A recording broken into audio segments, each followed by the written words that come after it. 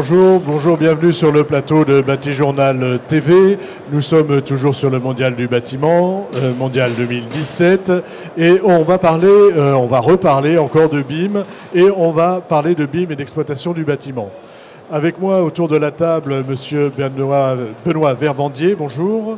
Bonjour. Vous êtes directeur général d'Archimène. Tout à fait. Petite carte de visite d'Archimène. Donc Archimène, c'est un bureau d'ingénierie générale de la construction d'environ 70 personnes présents sur Paris, Dijon, Lyon.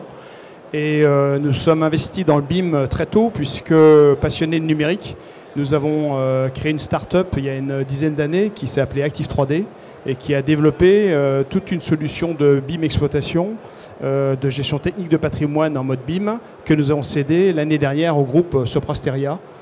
Et nous continuons, nous, à développer des prestations de BIM management depuis en AMO ou bien en maîtrise d'œuvre pour conduire nos opérations. À côté de vous, monsieur Éric Lebègue, bonjour. Bonjour. Vous êtes responsable des partenariats à la direction des technologies de l'information du CSTB. On ne présente plus le CSTB, mais je vais quand même vous demander de le présenter. Le CSTB, centre de recherche national, on va dire, dans le domaine de la construction, avec une thématique effectivement importante maintenant depuis quelques années, qui est cette thématique du numérique. Je vais demander de rapprocher un tout petit peu. Et avec l'objectif du CSTB d'accompagner la filière dans l'appropriation vers ces nouvelles technologies, dont le BIM étant évidemment le sujet phare du moment. Donc on a un gros travail actuellement avec un certain nombre de partenaires, donc ils peuvent être industriels ou publics, sur expérimenter la technologie BIM, que ce soit dans les phases de conception, construction, mais aussi dans les phases d'exploitation. Et c'est ce qu'on va essayer de développer aujourd'hui. D'accord. En face de vous, monsieur Pascal Violo, bonjour. Bonjour. Vous représentez, vous, l'industriel, on va dire, de ce tour de table. Vous êtes directeur prescription chez Tecnal. Un petit mot sur Tecnal. Tecnal, marque française de solutions aluminium dans la production de menuiserie, portes et façades. Merci. À côté de vous, monsieur Raphaël Contamin, bonjour. Bonjour. Vous êtes directeur délégué BIM Life chez Engie Axima. Engie Axima, un petit mot. Alors Engie, d'abord, vous le connaissez peut-être plus comme un groupe d'énergie. Il y a effectivement 3 métiers au sein d'Engie qui sont la production d'énergie bas carbone, la gestion de la chaîne du gaz, et puis une troisième partie qui est parfois un peu moins connue, qui est toute la partie de service, donc aux petits consommateurs, aux entreprises ou même au territoire dans leur ensemble. Et moi je travaille chez Engie Axima, donc qui s'inscrit dans cette troisième partie du groupe Engie, et qui est une entité du groupe qui est spécialisée dans les fluides, dans la réfrigération et dans la protection incendie. Et ce qui caractérise Engie Axima, et ce qui est intéressant pour notre débat, c'est qu'Engie Axima est présent dans la partie construction et dans la partie maintenance, et est présent également dans la partie tertiaire, donc il y a des clients tertiaires, mais aussi des clients industriels. Et on donc pense sur l'ensemble de la chaîne. Voilà, sur l'ensemble de la chaîne. Et on pense que ça a un intérêt pour le BIM d'être présent sur l'ensemble de la chaîne et d'être présent dans différents types de secteurs également. D'accord. Donc là, on va parler d'exploitation. Et je vais vous poser à tous la même question. En quoi le BIM est intéressant pour l'exploitation des bâtiments ? Monsieur Vervandier. Le BIM est intéressant parce que ce qu'il y a de très intéressant dans le BIM, c'est qu'il intéressant, réalise... et qu'est-ce qu'il apporte, évidemment. Oui, et qu'est-ce qu'il apporte, c'est qu'il réalise un lien parfait, tant au niveau graphique qu'au niveau de la connaissance entre les différents objets qui composent un bâtiment. Donc ça veut dire qu'on sait parfaitement localiser un objet, on sait le positionner par exemple par rapport à un espace, et donc on saura au niveau informatique faire hériter un certain nombre de connaissances ou de particularités des objets les uns par rapport aux autres, de façon à déclencher un certain nombre de traitements. Donc traitement très intéressant pour le maître d'ouvrage ou le propriétaire, parce que lorsqu'il aura bimisé l'ensemble de ses bâtiments, très rapidement il pourra avoir une information globale sur l'ensemble de ces bâtiments, et globalement quand on apporte de l'information structurée, on sait qu'on arrive à faire gagner de l'ordre de 10% des coûts d'exploitation sur les contrats, sur l'optimisation énergétique, sur la mise à disposition des espaces, etc., etc. Un intérêt d'efficacité et un intérêt économique. Rapidement sur cette question. Alors, pour compléter ce que dit Benoît, c'est qu'effectivement, cette représentation, ce clone virtuel finalement que fournit le BIM, effectivement, c'est cette base de données qui va pouvoir irriguer les différents métiers en fait du bâtiment.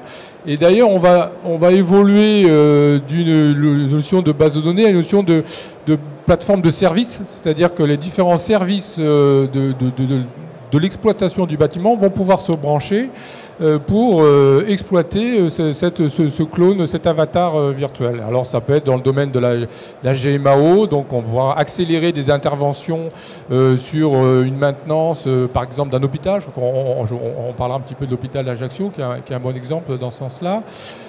Ça peut être l'interface avec les outils de GTB, donc remonter des alertes à travers le BIM, et puis tracer en fait toute une intervention et ainsi gagner énormément quand même de temps et d'argent dans des interventions ou les maintenances des bâtiments.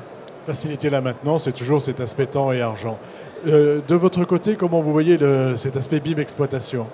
Je le vois, l'essentiel a été dit de la position de l'industriel que je représente. C'est la garantie pour un maître d'ouvrage d'avoir, la mémoire de son bâtiment et de pouvoir assurer une maintenance efficace, rapide et de qualité en pouvant faire soit intervenir l'entreprise qui avait œuvré sur le projet, soit se retourner vers l'industriel et le solliciter pour lui amener les solutions de maintenance en connaissance de la mémoire des objets mis en œuvre. D'où une efficacité pour tous les partenaires, que ce soit le maître d'ouvrage, mais également pour l'industriel qui est sollicité. Et vous, alors, votre définition du BIM exploitation, ou en tout cas comment vous le voyez ? Écoutez, moi je pense qu'on peut résumer l'intérêt du BIM exploitation par deux images. Le BIM exploitation, pour moi, c'est de l'information et de la représentation. De l'information, ça veut dire que si vous mettez en place un BIM exploitation, c'est comme si vous aviez un assistant personnel à qui vous pouvez poser n'importe quelle question, le nombre de mètres carrés à nettoyer, les contrats que vous avez en cours, ça peut être quand est prévue la prochaine maintenance sur tel équipement, pourquoi la température est de temps dans une salle, et qui vous apporte la réponse instantanément. Ça, c'est la partie information. Mais vous avez aussi la partie représentation. Vous donnez la possibilité aux usagers du bâtiment de se projeter à tout moment dans n'importe quelle partie du bâtiment, que ce soit sous forme d'un visuel 3D, que ce soit une immersion totale avec des HoloLens ou autre. Donc pour moi, le BIM exploitation, si on devait résumer, ça serait information et représentation. Et vous avez raison, quand on croise l'information avec les usagers, donc si on intègre par exemple des notions d'un URL d'app de l'entreprise au BIM qui permettent de connaître exactement où chacun travaille par exemple, eh bien là on est prêt à développer une foultitude de services nouveaux au travers du guidage indoor, au travers de la possibilité de pouvoir identifier très facilement par exemple dans un hôpital où se trouvent les différents équipements que doivent se partager les services comme les pouces-seringues ou équivalents, où c'est toujours effectivement compliqué de retrouver où se trouve quoi. Eh bien, grâce au BIM exploitation correctement renseigné, en liaison avec les usagers, on va pouvoir faire effectivement développer des services qui seront en fonction du contexte, du profil de l'usager et de sa position dans le bâtiment. Donc une foultitude de services à développer. Une foultitude de services. Alors on va voir dans la vraie vie comment ça se passe sur cette foultitude de services qu'on développe. Parlez-nous de ce qui est en train d'être mis en place à Ajaccio sur la construction du nouvel hôpital et comment on intègre dès la phase conception, si j'ai bien compris, l'aspect exploitation. Alors, effectivement, l'hôpital d'Ajaccio est un bon exemple parce que c'est aussi le premier qui, en 2013, a lancé une démarche BIM avec un maître d'ouvrage qui, dès le départ, a dit moi, je veux utiliser le BIM dans toutes les phases, que ce soit étude, conception, construction et en vue de l'exploitation.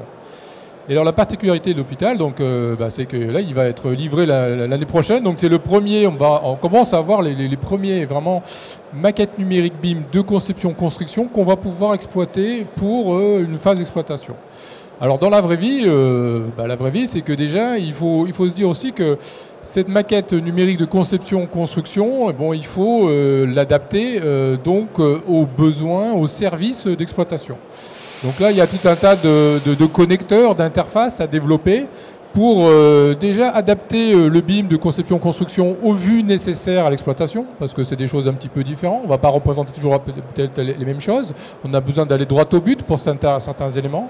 Et puis, il faut interfacer avec les outils métiers. Donc, les outils métiers, on en a parlé, ça peut être de la GMAO, ça peut être de la GTB, ça peut être dans un hôpital des systèmes de sécurité incendie, ça peut être les systèmes de logistique, etc. Avec le fait est que souvent, ce sont des techniques, des outils qui sont présents depuis longtemps dans l'hôpital avant le BIM.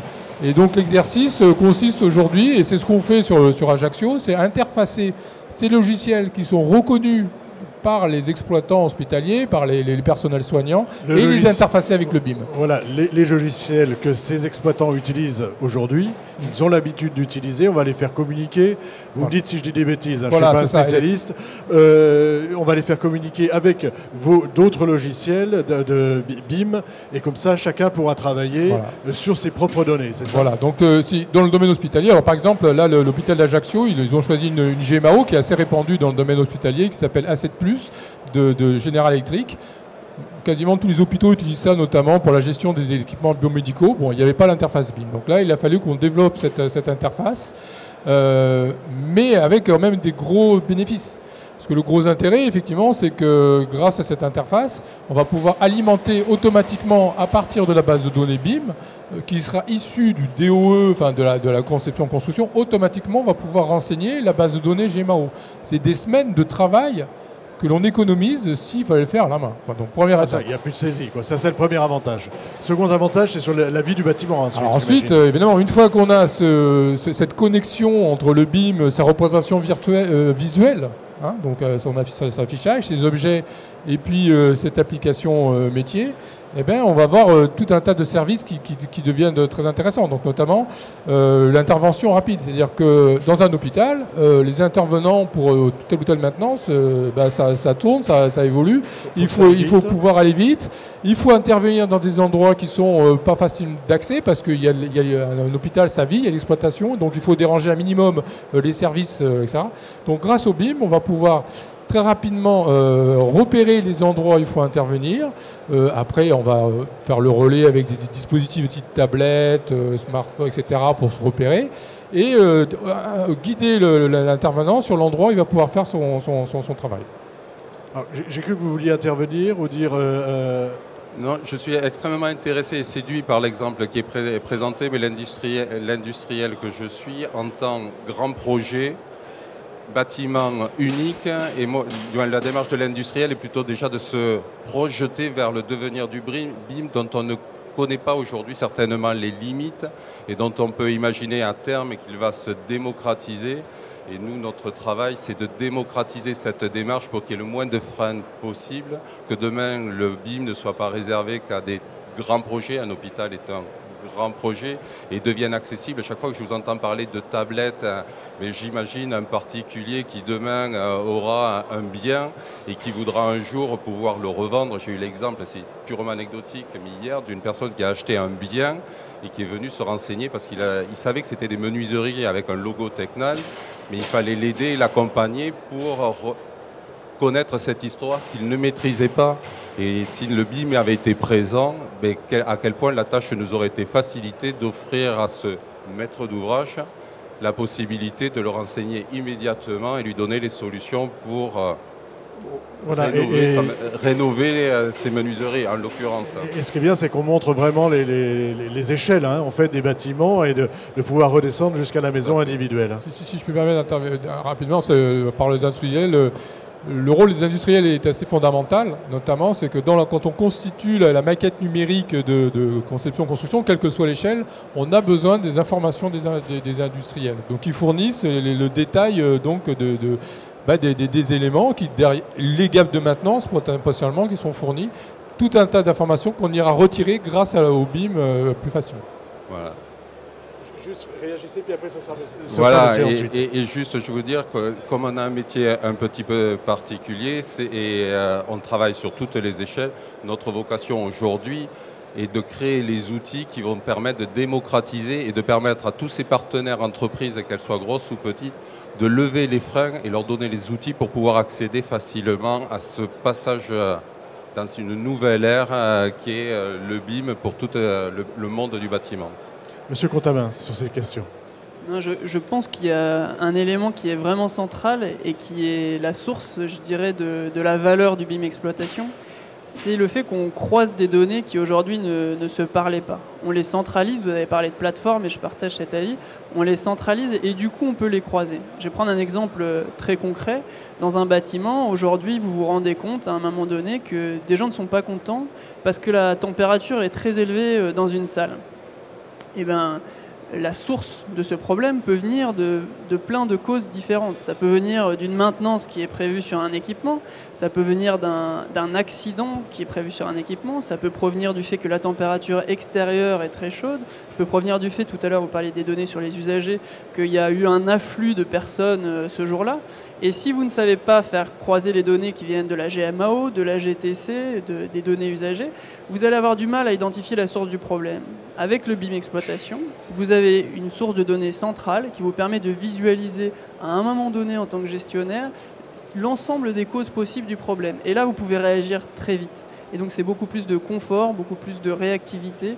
Et c'est là où vous avez des sources de valeur confort, importantes. réactivité, valeur, économie.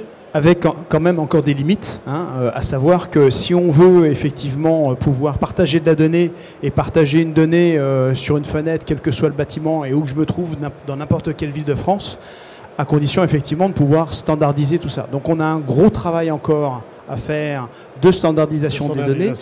La définition du BIM, elle, répond à une norme internationale, une norme ISO, donc à partir de ce moment-là, on peut être relativement rassuré par rapport à ça. Par contre, sur les données qui caractérisent chacun des objets, il y a encore beaucoup à dire en matière de standardisation et définition de format de la donnée pour pouvoir échanger correctement. Donc il y a des associations en France comme Média Construct qui s'intéressent fondamentalement à ça et qui essayent de faire progresser les choses, mais on a encore beaucoup de travail. De la même façon, voilà. Et qu'on ait des objets qui se ressemblent. Absolument. Qui se ressemblent dans la base de données, évidemment. Voilà, ça c'est très très important parce que demain on ne parlera pas que du bâtiment, on parlera du bâtiment dans la ville et on imagine très bien que si on veut échanger des données sur la ville complète, si elles ne sont pas standardisées, ça va être juste être effectivement une forme de pagaille. Et on imagine très bien qu'un pompier, s'il veut intervenir, il faut qu'il puisse intervenir dans n'importe quel bâtiment et retrouver son information. Lui aussi pourra avoir l'information. Voilà. Rapidement, parce que le temps passe déjà, on a vu qu'on parlait, qu'on intégrait le BIM dès la conception du bâtiment et l'exploitation du bâtiment dès sa conception. Vous avez fait l'inverse. C'est-à-dire que vous allez aller chercher des bâtiments anciens que vous avez, entre guillemets, bimisés. Est-ce que vous pouvez nous expliquer tout le travail qui a été fait avec le conseil régional de la région Bourgogne sur ces lycées? Oui, alors maintenant, je vais vous demander de résumer 10 ans de travail. Ça devient presque effectivement de l'histoire ancienne, puisque c'est une histoire qui a effectivement maintenant pas loin de 10 ans. Puisqu'on s'est lancé dans le BIM en 2003, donc autant dire qu'il n'y avait pas grand monde qui s'intéressait à la démarche à l'époque. L'avantage que ça nous donne, c'est qu'on a maintenant une bonne vue de savoir comment on maintient des maquettes numériques pendant 10 ans. Un lycée qui a été restructuré, ça veut dire qu'une aile a été construite, une partie du bâtiment a été restructurée et on va réinjecter des maquettes numériques dans le BIM exploitation et comment tout ça, ça va vivre. Aujourd'hui, nous, on a un retour d'expérience sur la difficulté ou tout au moins les nécessités de procédure et de rigueur pour que tout ça, ça tienne la route. À un moment donné, si on a un bon outil, il faut que l'outil puisse nous dire « Ah, là, un objet a été ajouté. Ah, là, un objet a été supprimé. Est-ce que c'est normal, pas normal ?» Sachant que, bien entendu, derrière cet objet, il y avait déjà toute un lancement d'opérations, par exemple, de maintenance qui avait été prévu, etc., qu'il faut, par exemple, suspendre. C'est aussi l'intérêt du BIM exploitation dans la durée. Chez nos clients, un bon nombre de clients ont rentabilisé le BIM exploitation parce qu'ils arrêtaient de faire des travaux de maintenance dans des espaces qui ne leur appartenaient plus.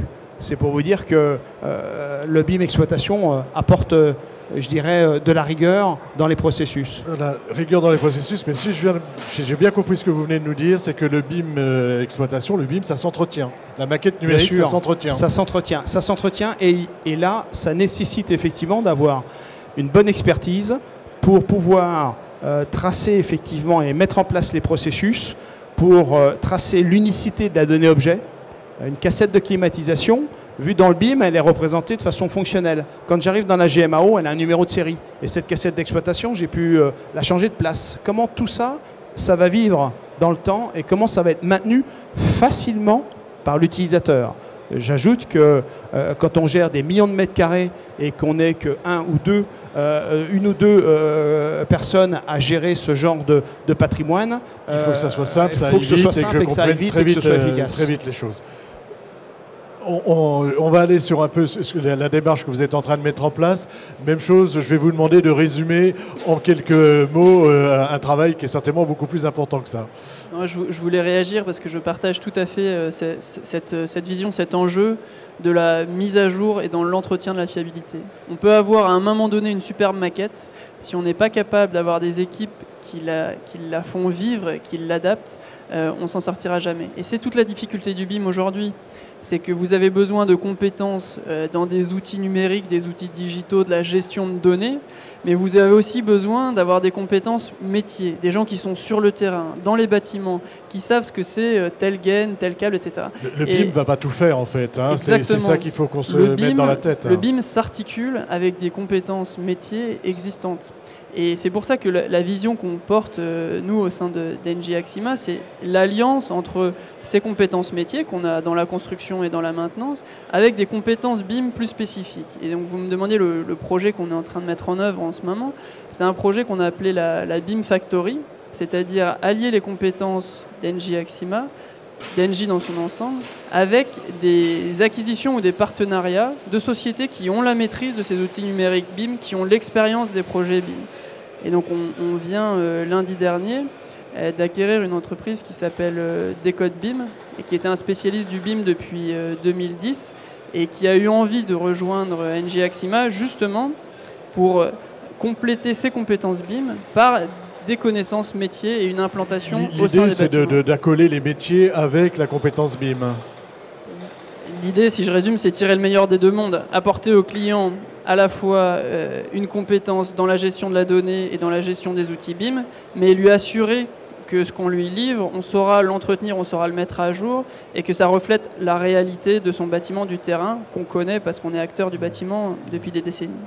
Une petite réaction à tous les deux et après la parole. Moi, tout à fait évidemment les propos et il faut avoir en tête qu'effectivement le BIM d'exploitation, il y a aussi une durée de vie qui n'est pas du tout la même que celle du BIM de conception-construction. Conception-construction, ça va durer 2, 3, 4 ans, etc. L'exploitation, c'est des dizaines d'années. Donc effectivement, là je rejoins bien sûr le message de Benoît, c'est que l'importance des standards. C'est-à-dire qu'il va falloir qu'on ait des maquettes numériques qui vivent dans le temps, donc absolument appliquer des standards, et on a la chance d'avoir des standards ISO effectivement qui permettent de définir ça.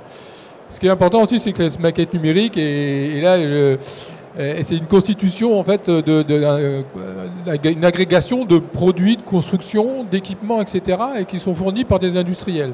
Donc pour maintenir au mieux cette maquette numérique, il faut établir ces passerelles finalement entre cet ensemble de données, d'où le travail important de normalisation aussi des données produits, pour qu'effectivement cette maquette numérique, on arrive à la faire vivre relativement facilement. Et quand le process de mise à jour d'une maquette numérique, on va dire aujourd'hui d'exploitation, on a identifié deux cas. Il y a le cas où on change la géométrie. Là, il faut retourner dans l'outil de CAO, modifier, on déplace une cloison, etc. Ok, voilà. Mais il y a le cas où on remplace des équipements les uns par les autres ou des produits. Il faut pouvoir le faire quasiment automatiquement en se branchant sur les bases de données des industriels. Et ça, c'est le gros enjeu du BIM d'exploitation sur lequel on doit travailler. C'est l'enjeu. L'industriel, qu'est-ce qui répond à ça? Et très rapidement, comment vous travaillez à donner ces informations? Alors, et ensuite, ce sera une conclusion à chacun parce que le temps passe. L'industriel boit du petit lait parce que tout ce qu'il entend est le reflet de la réalité, mais aussi des préoccupations de l'industriel, puisque nous attendons et nous sommes très vigilants à avoir un cahier des charges le plus clair possible, parce qu'on parle beaucoup de maintenance, mais nous, industriels, nous ne pouvons pas investir dans beaucoup de formats, beaucoup de choses différentes, parce que sinon, produire est une chose, mais après le maintenir, pour nous, serait extrêmement difficile. Et après, sinon, j'entends beaucoup parler d'interfaçage. Eh bien, notre rôle à nous aujourd'hui est juste de mettre les outils qui vont faciliter l'outil du prescripteur, du concepteur. On construit des outils pour pouvoir l'intégrer dès aujourd'hui dans les outils de nos partenaires menuisiers pour qu'ils l'intègrent rapidement et qui produisent à la fin du chantier un objet final à livrer au maître d'ouvrage. Ça, c'est notre rôle d'industrie. Et maintenable. Et maintenable. C'est ça, mais parce nous que sommes à l'attente de l'exploitation, ce cahier des charges. Nous sommes tout ouverts. Nous attendons la voie juste qui nous permettront, nous nous sommes déjà engagés, mais de nous engager encore plus loin et définitivement. Je considère que c'est votre conclusion. Bien sûr. Une petite conclusion rapide. Petite conclusion, moi je pense qu'on est tous convaincus autour de la table que le BIM exploitation a énormément de valeur. Pour moi, il y a deux conditions fondamentales. La première, c'est que ça soit un BIM exploitation qui soit pensé dès la phase de conception-construction. C'est l'enjeu de continuité de la donnée et de la prise en compte du BIM tout au long du cycle de vie du bâtiment. Et la deuxième condition, c'est est-ce qu'on a la capacité à faire vivre et à mettre à jour la maquette. Et pour ça, il y a l'enjeu de normalisation, vous avez tout à fait raison. Il y a aussi un enjeu de culture dont on n'a pas beaucoup parlé, c'est qu'on a beau avoir normalisé les choses, si derrière les gens ne les utilisent pas, si les personnes sur le terrain ne se sont pas appropriées les outils, on n'arrivera à rien. Donc je pense que ce deuxième enjeu de mise à jour, et on doit le traiter avec la normalisation, mais aussi avec l'acculturation. Alors là, je vous rejoins complètement. Je dirais que de toute façon, 65% des personnels de maintenance vont partir en retraite d'ici 5 à 6 ans à peu près. C'est le baby boom, j'en fais partie. Donc quelque part, à un moment donné, on travaille pour la génération qui suit. Et très clairement, la génération qui suit, qui, elle, n'a connu que les tablettes et les portables, dans la tête. On ne va pas lui donner les cahiers de chaufferie papier. Ça ne va pas le faire. Donc ça veut dire qu'on travaille pour elle. Aujourd'hui, il y a à la fois un changement d'habitude, mais aussi un renouvellement des générations. Absolument, absolument. Et avec le BIM exploitation devient en fait le pivot de l'ensemble des données pour tous les services qu'on va construire, qui associent les usagers, la connaissance du BIM, du bâtiment et plus largement, je dirais, la Smart City. Et incontestablement, on y va. Donc, est-ce qu'il est trop tôt ou trop tard ? Il n'est jamais trop tard, puisque de toute façon, le BIM exploitation, on peut le construire, et ça, on en a l'expérience, petit à petit. On peut très bien commencer petit, avec un certain niveau de définition dans le BIM exploitation, et par exemple, connaître que ces espaces, puis petit à petit, on complétera effectivement l'information si c'est nécessaire. Donc, il faut arriver à bâtir des projets qui soient appréhendables par chacun des utilisateurs, et puis à la taille de chacun. Donc c'est tout à fait possible et avoir une démarche qui fait que petit à petit on complète les informations du BIM exploitation et puis on les ouvre, on les partage. Mise à jour et partagée. Et vous avez le mot de la fin, Monsieur Lebègue. C'est une responsabilité que je vais essayer d'assumer. Ce qu'il faut retenir quand même, la chose importante, c'est que ce BIM d'exploitation, c'est une durée de vie qui est très importante. C'est l'ouverture, c'est des standards, c'est des services auxquels on n'a pas encore pensé. Donc il faut... Et d'ailleurs le CSTB, un petit mot, vient d'ouvrir un incubateur qui s'appelle CSTB Lab, qui vise à accompagner des startups, etc., qui peuvent proposer des solutions en interconnexion avec le BIM. On peut penser, parce qu'on a parlé beaucoup de la gestion de maintenance, mais après des choses toutes bêtes, la gestion des parkings, la gestion de la connexion avec les réseaux d'énergie, gestion d'énergie, de la sécurité des personnes, etc. Il y a tout un tas de nouveaux services effectivement à développer. Et le BIM d'exploitation, il doit être capable de porter cette ouverture. De porter ces nouveaux services. Il va être lié avec ces services. Tout à fait. Messieurs, merci, c'était très riche. À retrouver sur notre site de Bâti-Journal TV, à retrouver aussi sur les sites internet de nos partenaires, France Bois Forêt et la Smart Building Alliance. Merci beaucoup, merci à vous. Merci. Merci. Merci.